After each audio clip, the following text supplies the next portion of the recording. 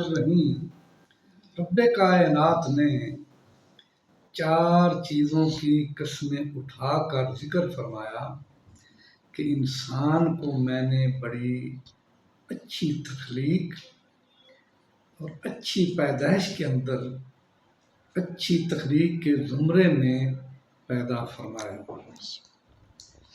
خدا فرماتا ہے مجھے تین کی قسم، یہ تین کیا ہے؟ انجیل کو کہتے ہیں۔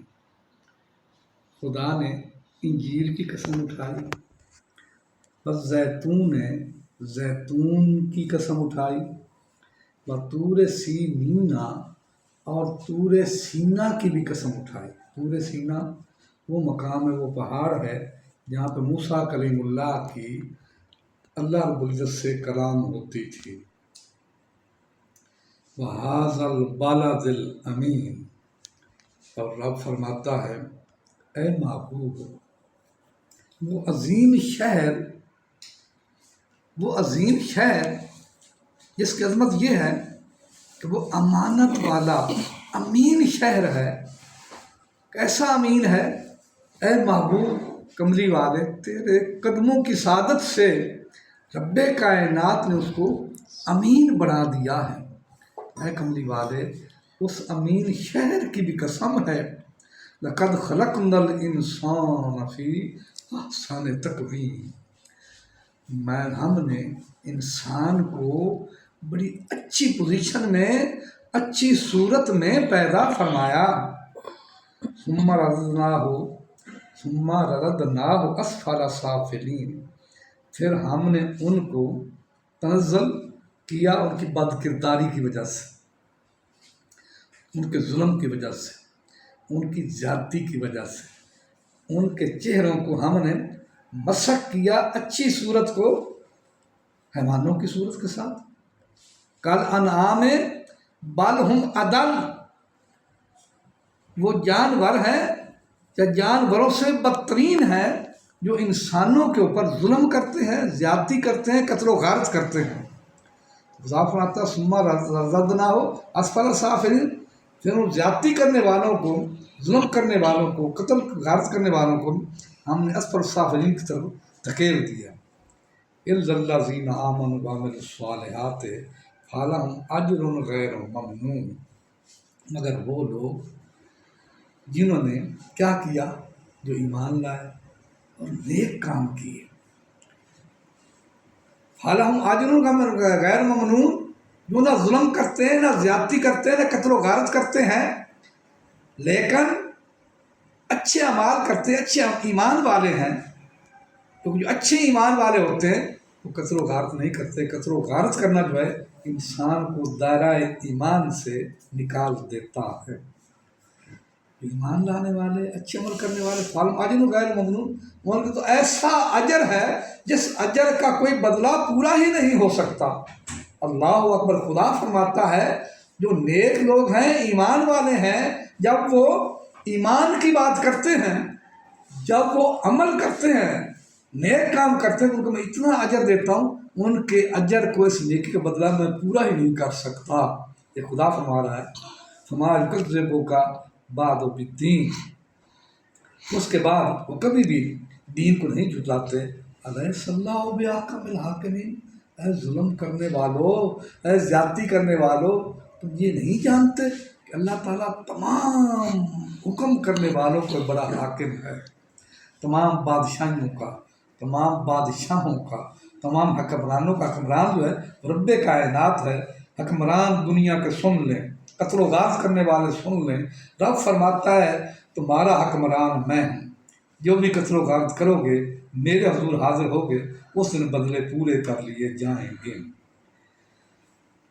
اب میں ایک بات ایسی بتا رہا ہوں کہ انسان اگر قیدی کو چھڑانا چاہے، جو بھی قید ہیں، اس کے لیے کیا چیز ہو سکتی ہے؟ تو روایتوں میں آتا ہے کہ جناب ابو محمد عبداللہ بن ازدی کمال، یہ ایسا شخص تھا، بڑا نیک انسان تھا، اندلس میں رہتا تھا، اندلس کی سرزمین کے اندر۔ اس کا بیٹا جو تھا وہ گرفتار ہو گیا۔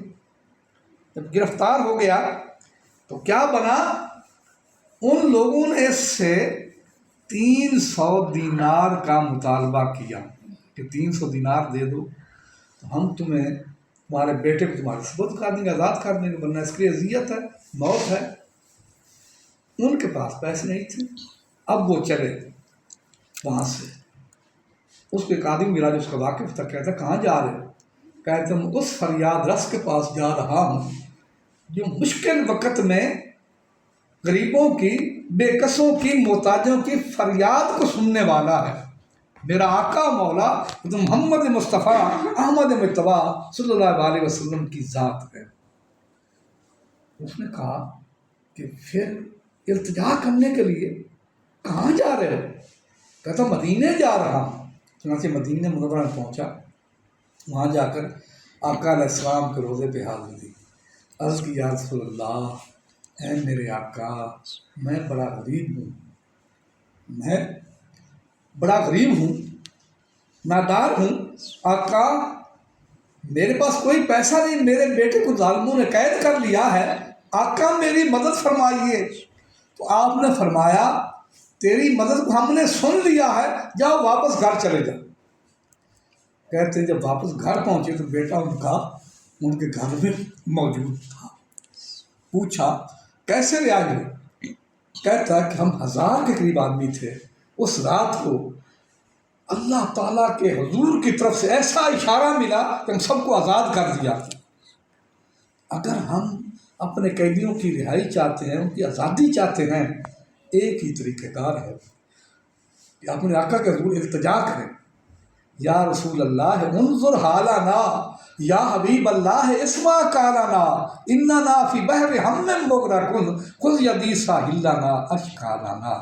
یہ پڑھو انشاءاللہ، جتنا بھی قدیم قیدی ہوگا، جتنا مشکلات والا قیدی ہوگا، اللہ تعالیٰ اس محبوب کی التجا کے صدقے اس قیدی کو رہائی عنایت فرمائے گا۔ فجر کا ٹائم بتا دیا گیا تھا کہ فجر کا وقت شروع کہاں سے ہوتا ہے؟ صبح صادق سے، اور ختم کب ہوتا ہے؟ غروب آفتاب سے پہلے۔ حدیث پاک میں آتا ہے نبی کریم صلی اللہ علیہ وسلم نے آپ کی خدمت میں ارشاد، جبریل حاضر ہوئے، پہلے دن حاضر ہوئے تو جماعت کے ساتھ نماز پڑھائی، جب بالکل ٹائم شروع ہوا اندھیرا تھا، اور دوسری نماز پڑھائی تو سورج طلوع ہونے قریب تھا، روشنی ہو گئی، اس نماز پڑھائی۔ اس کے درمیان نماز فجر کا ٹائم ہے، نماز فجر کے بعد کوئی نفل، کوئی سجدہ نہیں کیا جا سکتا، طلوع آفتاب سے پہلے کوئی سجدہ نہیں کیا جا سکتا، قضا بھی نہیں دینی چاہیے، پھر کوئی ایسی نماز نفل وغیرہ نہیں ادا کرنے چاہیے۔ میری اس ویڈیو کو لائک کرو، فالو، سبسکرائب بھی ضرور کیا کرو۔